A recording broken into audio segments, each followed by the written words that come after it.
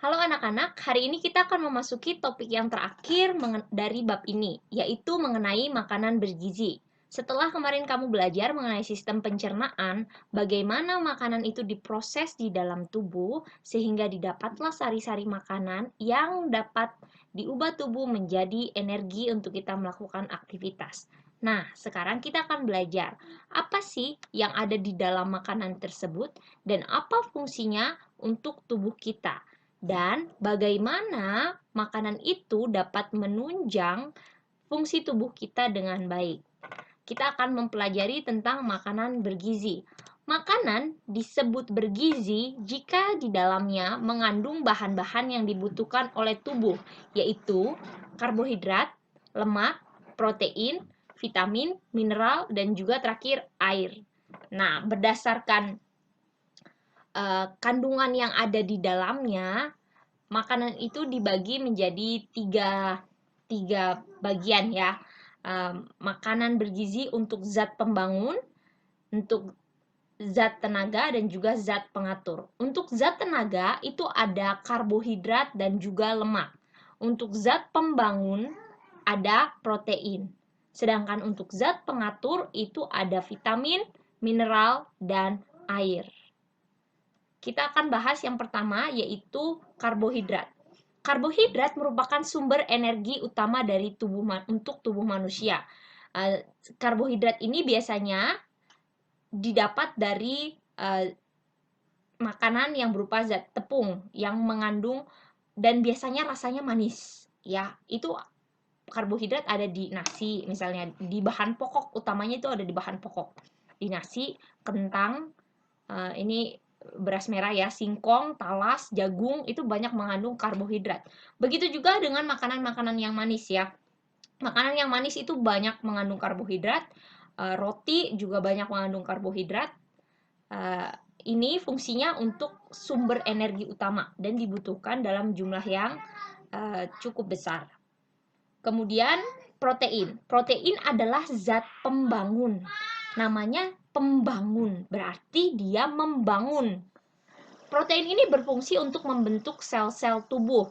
Apalagi untuk anak-anak seperti kamu yang masih dalam masa pertumbuhan, sangat dibutuhkan protein untuk membangun, untuk membuat sel-sel yang baru, yang berguna untuk pertumbuhan kamu. Semakin tinggi, berat badan semakin bertambah. Nah, ini semua siapa yang mengerjakan?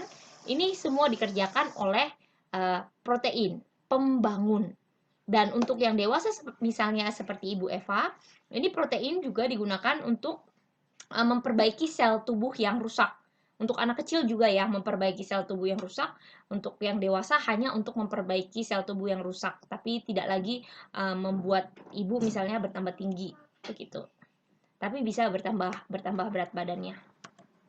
Kemudian lemak. Lemak juga termasuk zat untuk tenaga ya, karena lemak itu disimpan sebagai sumber cadangan energi bagi tubuh.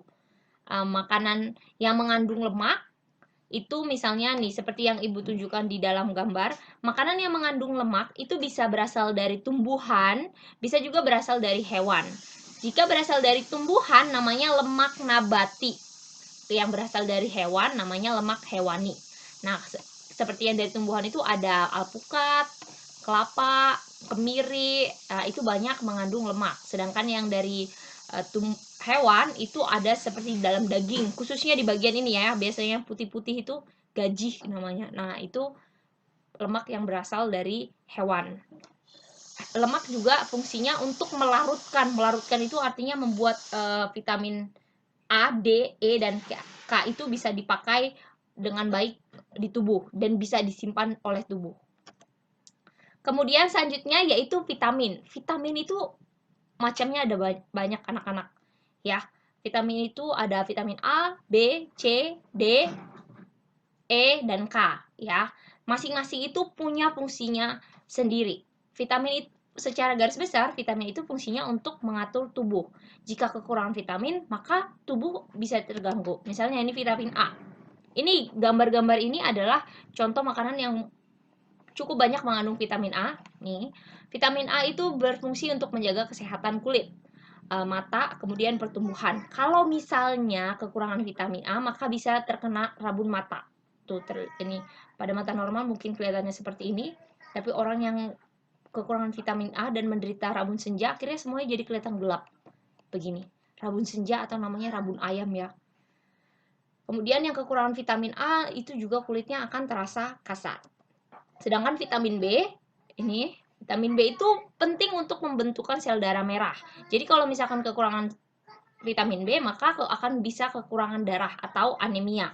Bisa juga kalau sudah sampai tahap ekstrim itu bisa sampai terkena penyakit beri-beri. Beri-beri itu sejenis penyakit pembengkakan pada tungkai ya. Dan itu terasa sakit juga, lalu tungkai juga terasa lemas. Nah ini, Ibu tunjukkan gambarnya, ini pada normal, ini yang pada terkena penyakit beri-beri. Selanjutnya vitamin C.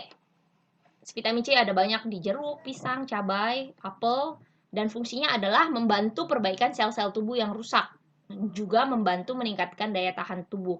Kalau kekurangan vitamin C, maka biasanya orang terkena skorbut. Skorbut itu peradangan pada mulut yang parah ya. Biasanya parah sampai gusinya berdarah, sampai ya mulutnya sudah kering sampai seperti ini ya.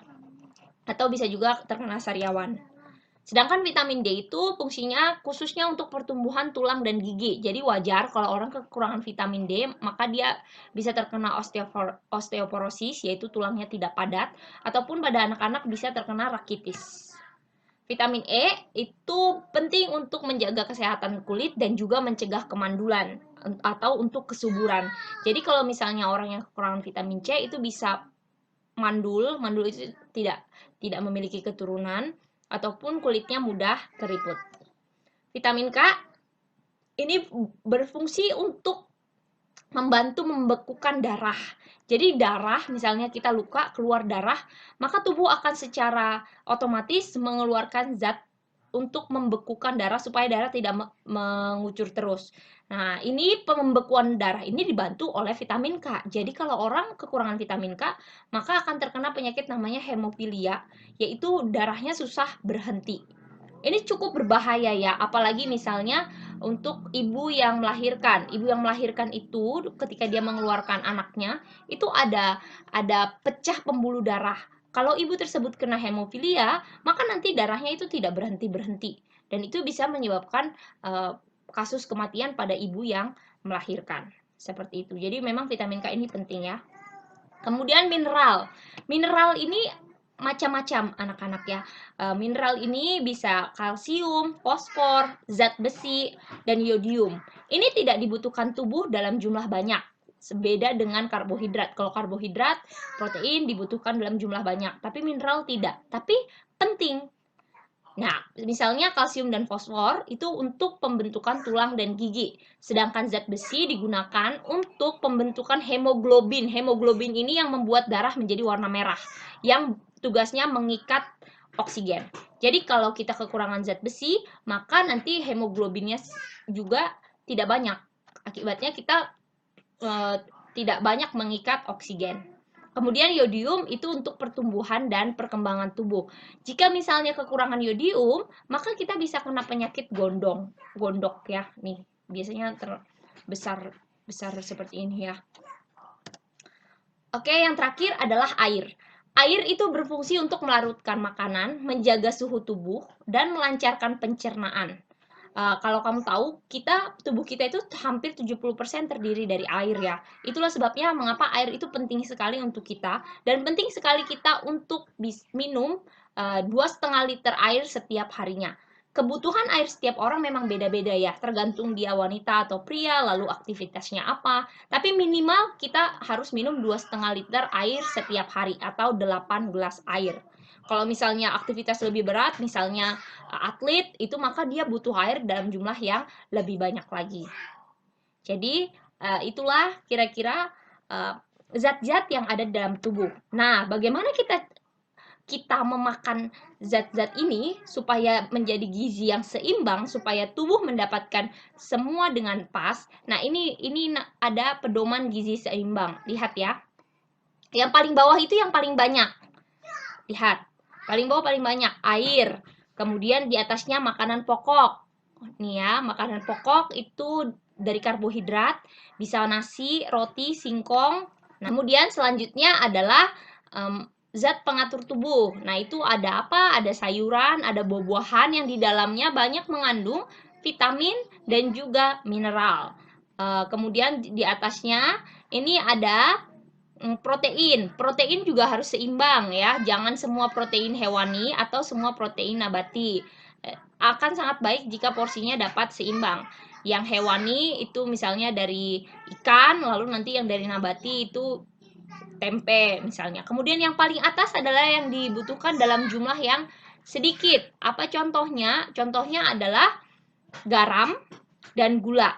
Itu tetap dibutuhkan, tapi dalam jumlah yang sedikit, tidak terlalu banyak.